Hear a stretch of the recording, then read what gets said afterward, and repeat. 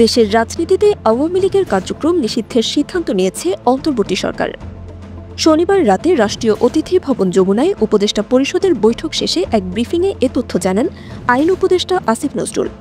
তাদের সিদ্ধান্ত অনুযায়ী শুধু অফলাইনে নয়, অনলাইনেও আওয়ামী লীগ কোনো কার্যক্রম পরিচালনা করতে পারবে না।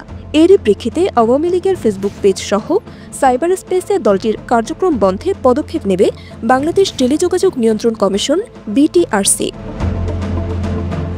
রোববার ডাক, টেলিযোগাযোগ ও তথ্য প্রযুক্তি মন্ত্রণালয়ে দায়িত্বপ্রাপ্ত প্রধান উপদেষ্টার বিশেষ সহকারী ফয়েজ আহমেদ তৈয়ব এ তথ্য নিশ্চিত করে বলেন, আমরা উপদেষ্টা পরিষদের সিদ্ধান্তের পরিপত্রের জন্য অপেক্ষা করছি। পরিপত্র জারি হলে এসব পেজ নিষিদ্ধ করতে বিটিআরসির মাধ্যমে মেটা সহ সব অনলাইন প্ল্যাটফর্মের কাছে আনুষ্ঠানিকভাবে চিঠি পাঠানো হবে। বিটিআরসির মাধ্যমে চিঠি পাঠালে সেটি দ্রুত কার্যকর হবে বলে আশা করছি। উল্লেখ্য, ফেসবুকে বাংলাদেশ আওয়ামী লীগ নামে দলটির একটি ভেরিফাইড ফেসবুক পেজ রয়েছে। পেজটিতে বর্তমানে ফলোয়ার প্রায় 4 মিলিয়ন। গতকাল শনিবার রাতে উপদেষ্টা পরিষদে আওয়ামী লীগের সব কার্যক্রম নিষিদ্ধের সিদ্ধান্ত আসার পরপরই পেজটিতে পোস্ট দিয়ে এর প্রতিবাদ জানানো হয়। পরে আনুষ্ঠানিকভাবে এক বিবৃতিও পেজে শেয়ার করা হয়।